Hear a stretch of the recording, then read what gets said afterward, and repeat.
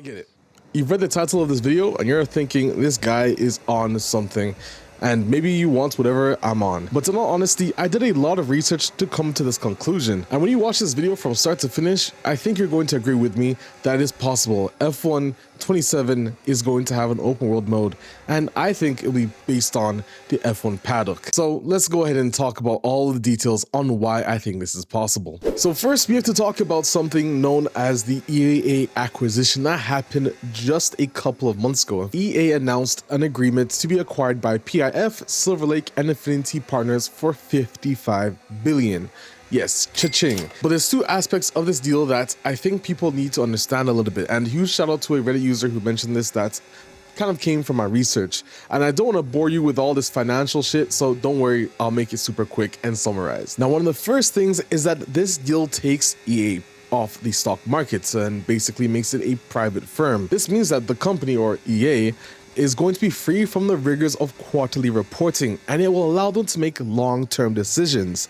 And I want you to remember this for later in the video as I come to talk to you about the whole fact of the F1 26 not being a official full game release and instead an update just so they can focus on F1 27. Remember that. Now, the second thing is that it also adds some debt to EA with this whole purchase.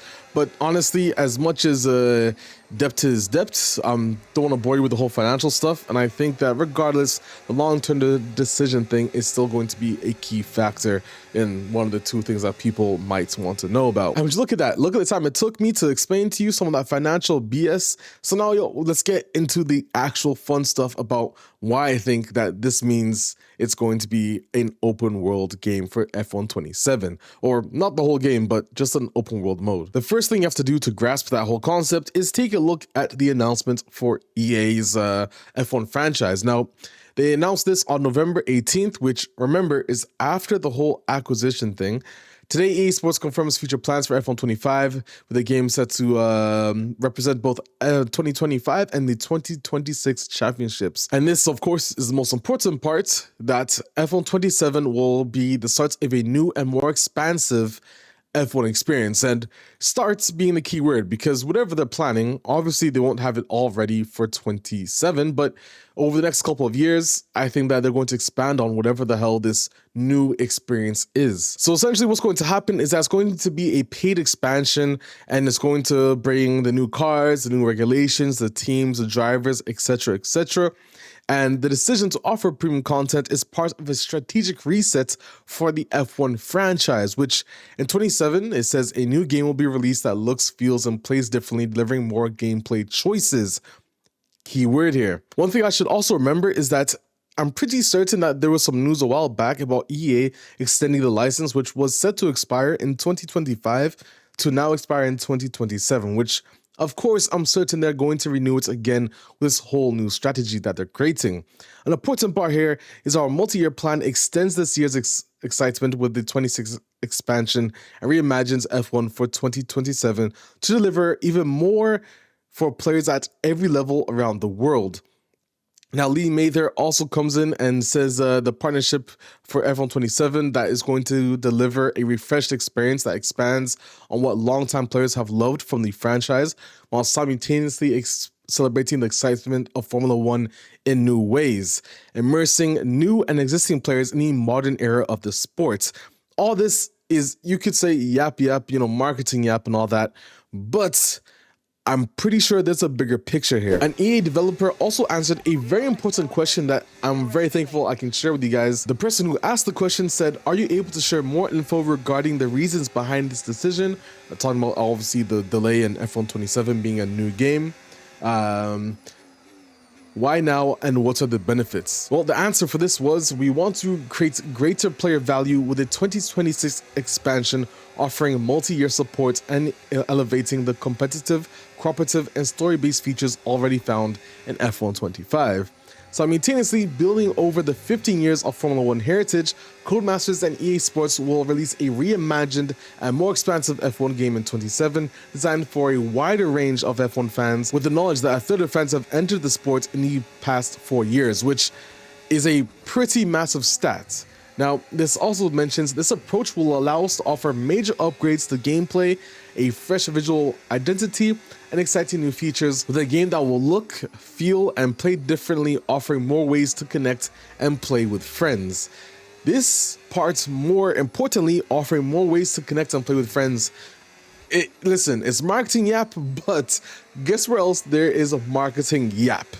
EA Investor Day. And this is where this video is about to get spicy. So buckle in, turn off your DRS, turn off your ARS, because you don't want to get into this too quickly. So just so you understand, last year in September 2024, EA had a Investor Day thing where they even posted a video about it. And in this, they announced some upcoming things about, you know, the future technical improvements for the engines, the games that they have, the catalog, Sims, you know, all that yada yada for investors basically. But there are some very key moments that go over the whole EA Sports franchise, and more importantly, this is what sets up my whole guess on what F1 27 is going to be.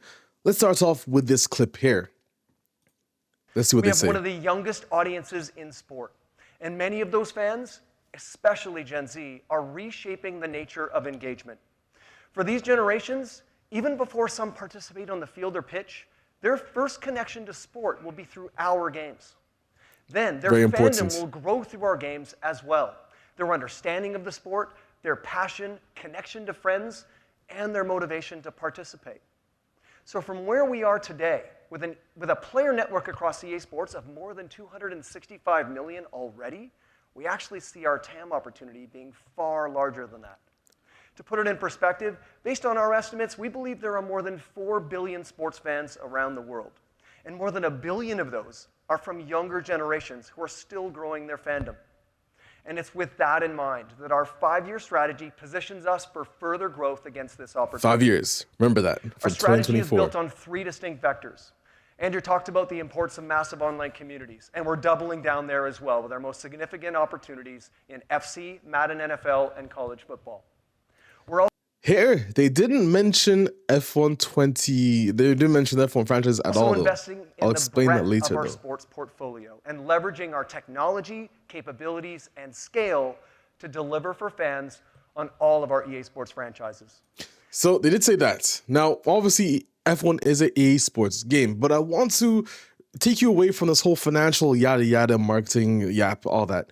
Because remember this, well, right here is literally F1's announcements in August 2025 about how far F1 has been growing. Remember, you have the F1 movie that was this year. You have basically the largest ever F1 viewership, I think. And this image here explains this very well. This image is what I'm talking about right now. So really quick, 827 million fans, the total fan numbers in 2025, up 12% year over year, and plus 63% over 2018. That's crazy numbers. 43% fan base under 25, up from 30%. So this whole young thing, the whole 221 million fans in China, 52 million fans in the States, you know, viewership increase, new attendance records, attendees off the first 14 races. Bro, all this is very important because remember, what does EA want? I mean, what does every company want, guys? Money. And when you think about it, these numbers, remember, the F1 game is not making this amount of numbers on sales. There's no way there's this many players happening. Don't get me wrong, the game is pretty good, I'm pretty sure. But I am nearly fairly certain that there's still a huge gap in like F1 fans that could get the game that just haven't done it yet. Maybe because they don't think it's casual enough. Maybe it's because there's not enough in the game for them to be, I don't know, immersed or whatever. And this is where I think EA is switching up, especially after that whole investor yada yada. But we're going to head back to this video about this part, tools for creativity. Remember, although this is all for Madden and EFC, in FC, we're launching EA Sports Highlighter and Cranium. Highlighter is a new editing suite in the game engine, way more advanced than the simple tools available on platforms today. So our players can create and share high-quality highlights with their friends and the whole community. I want to mention right now the EA Photo mode is bad, and there are a lot of things they could do to improve this. But you're going to be like, Alex, it's different engines. Hear me out. Watch the rest of this clip. And our Cranium technology is an advanced character customization suite in-game. Another very important thing as well, by the way, the whole cranium thing, because customization right now is just presets for characters in F1 25. You can't customize your character to look like you, which is a very important part to the whole immersive and, experience of playing with friends and stuff like that. That you can use to sculpt and personalize every aspect of your avatar's head and face. You'll see us introduce more UGC tools like these in the future as we transform our ecosystems into community-led experiences. Community-led experiences. Finally, let's talk about new modalities of play. Now, as we aim to reach that larger TAM, we want to meet and tap into a wider set of fan motivations. Social gameplay design has always been a part of our EA Sports Social DNA, gameplay. from our live services to Ultimate Team and more. And as sports fans, we love being part of what. Now, I want you guys to remember, where are you hearing this from? Where does this sound similar to? The damn press release for the F1 26 update and 27 new reimagined game thing. I'm not crazy. I know you're watching this like, yo, hold on. This motherfucker onto something. And yes, I am. But the best has yet to come. Let me explain to you why this whole open world thing is. I'm certain of it, bro. I'm not crazy. Tinfoil hats on. There's another clip in this video I need you to see. This clip is probably the largest factor in why I'm saying this. Watch it. The building blocks of fandom for younger generations are in creation, expression, and social connection. Not wrong. To capture this, our teams are hard at work on a couple of new projects. They're building unique new experiences, virtual open world playground spaces, where Which, by the way, this has already been confirmed, I know. This is Madden. Obviously, you can tell by the outfit the guy's wearing. That's obviously not a FIFA type of thing. But we all know that, obviously, Madden and FIFA are getting open world modes. Friends or like fan community parks. can come together to experience avatar-based collective play, both competitive and casual. These new experiences will have creativity, connection, and self-expression and emergent gameplay at the forefront. Now, we're talking about two distinctly different experiences for FC and our American football franchises.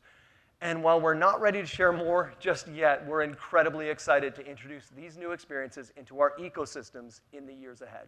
So guys, I'm not crazy. Already this actual F1 EAFC actual playtest for this open world mode.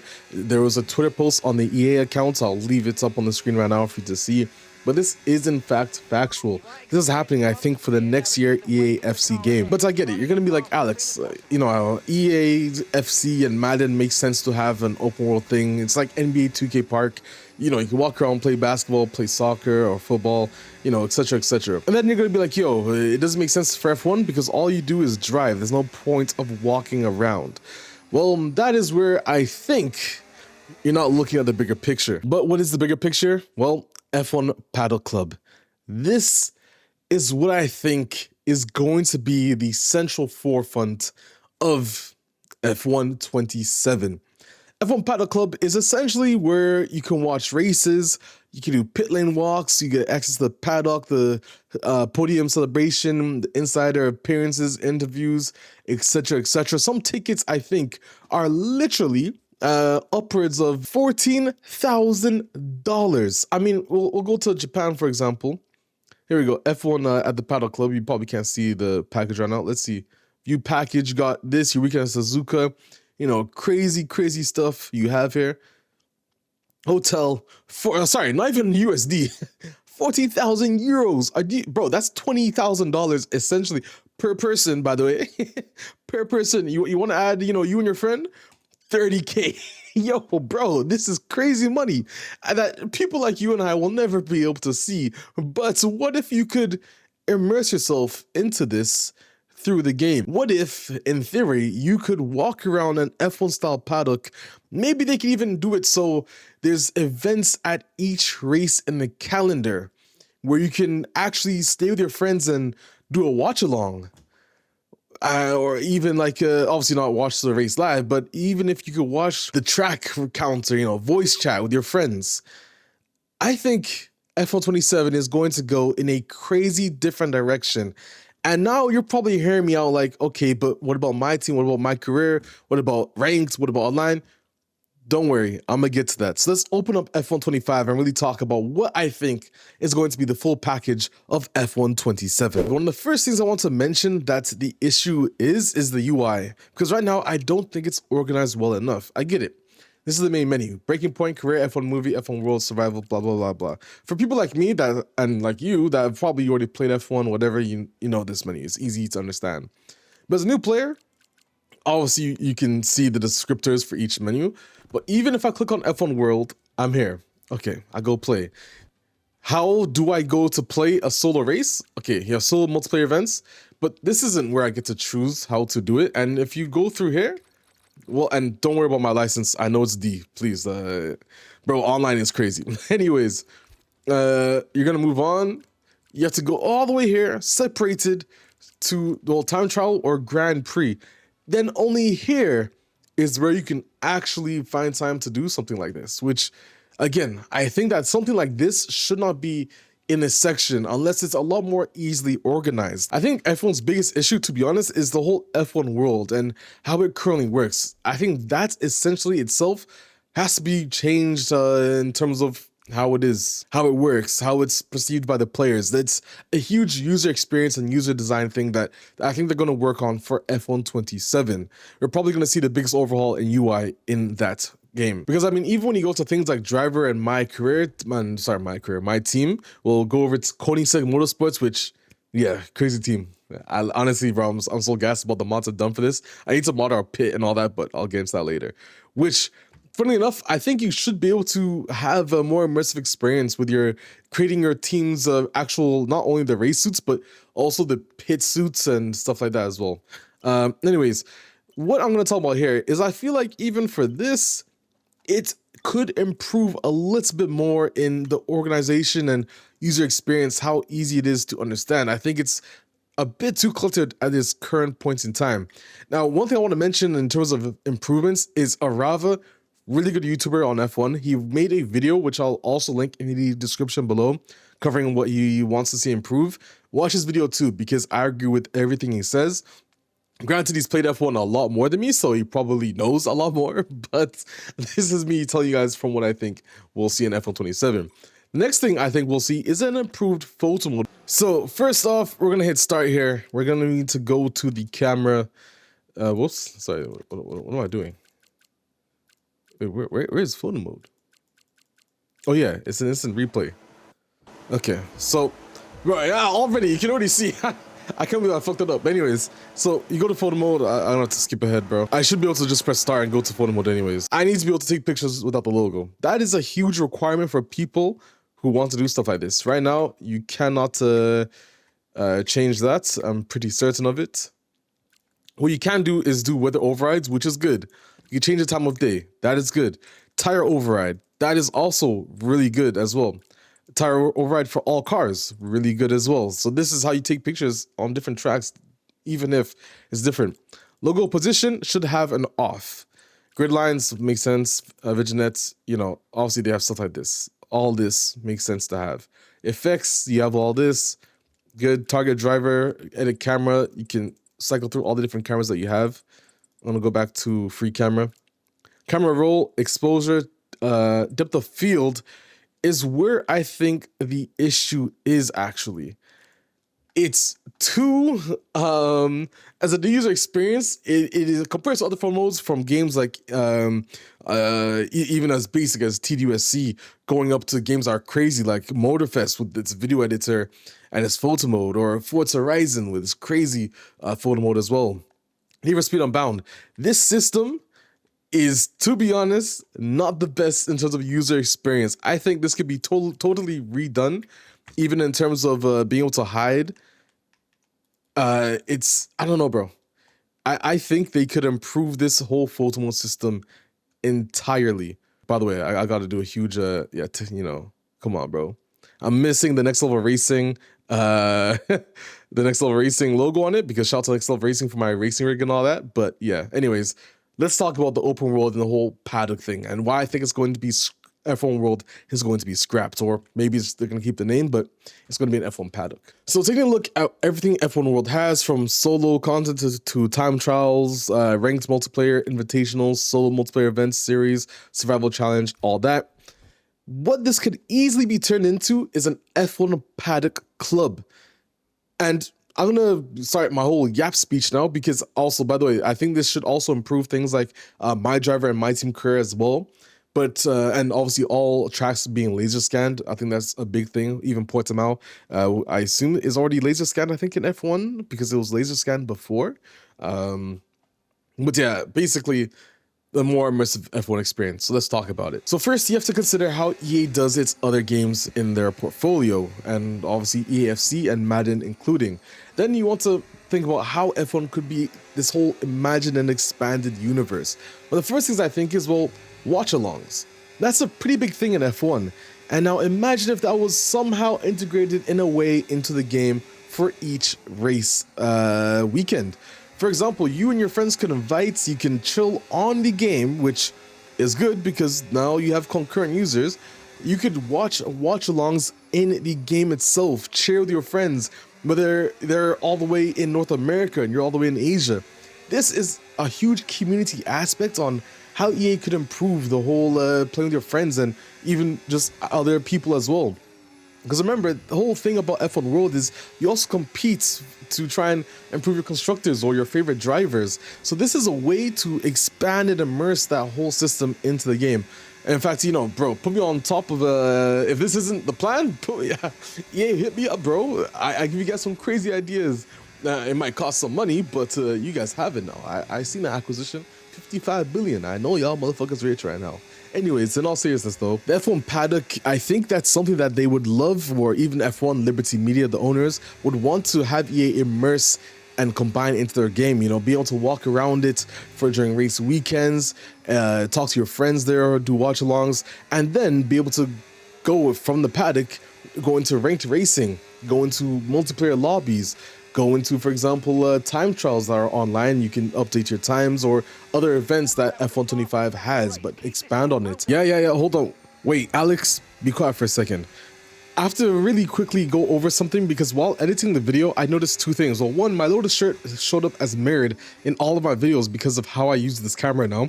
The second more important thing is that while editing, I realized that there's a game called The Circus or something like that, a Formula Circus. Arava covered it a while back. I'll show you really quickly. Paddock awaits you that you can walk through and talk to members in this traveling circus of motorsport. Team principals, drivers, sponsors, journalists, and more. All relationships that you can build or destroy that can shape opportunities. Interesting. I mean, even taking a look at this, for example, I'll scroll down here, the Paddock. It's down features that is something that never is done before. You talk to team principals, drivers, etc. And then there's even something about, where is it? The circus, off the track. Because Drive to Survive is literally focusing on things that happen off the track just as much as on the track. But you don't really get to witness that live in the current F1 gameplay format. So, guys, I'm not crazy for saying this. I think this is something that could bang. And there, I've said what I needed to say. So Alex, you can take back the video now. Thanks. Then there comes to things such as the whole driver. I think what we will actually have happen is we will be able to create our driver, and this driver can be played in both the solo mode, actual full solo mode, my driver career, that you can also bring into online. You can create it yourself with everything, but your driver has a certain stat point as well. So similarly, you can join into races and all that, but it's essentially playable between the solo and even online, just like that. So obviously the two modes are separated, but it's just like what EA does for pro clubs and obviously your solo career as well, which is very good. And pro clubs, I think that is something that can even be integrated into F1 as a my team co-op, for example. You join your friends online with co-op racing as such, get construction points. And in between each season, you can level up in between the ranks. Hear me out, guys. I'm not crazy. Creating your own team with your friend, playing online and stuff like that, I know this is something that EA is thinking behind their heads. Even for my team, it makes perfect sense. Obviously, the my team career improvements should happen as well. But I think there's a whole thing that can be integrated with your friends, because right now it just feels like you're creating a team and there's not that much drive in it. There's a lot more to do, and especially when you throw it in with the open world where you can go to, walk around, meet other players, watch race, like watch longs, and everything like that. It makes total sense why F1 World would be an open world, and maybe they call it F1 Paddock. But in all honesty, in terms of the my team and my career improvements for the solo mode, that I think, check out Arava's video. His video is way better than mine talking about it, because I haven't played much my driver and my team career over the past couple of F1 games to be able to give you guys a very solid, yeah, this is what I want to see, improvements, stuff like that. There are improvements I think I want to see, but Arava will tell it much more better than me. And that is essentially everything I have to talk to you guys about why I think F1 27 is going to have an open world paddock or F1 open world thing. Again, it really isn't impossible, especially if you say that every track will be laser scan. If every track is laser scan, maybe they can even do at that point the paddock club for each track, and it changes between each actual race weekend, leading up to the race weekend and just after as well. And it swaps, and then for the off season, maybe they have like a main stage. I don't know, but I know I'm not crazy. All this yada yada talk, marketing talk, sales talk from EA makes perfect sense as to what I'm saying. But I want to hear your thoughts, guys. Am I right? Will I lose my left nut in this bet? Let me know in the comments section below. I'm curious to see what all you guys are going to say. I'm Formula Alex, and I'll see you guys in another video. Peace.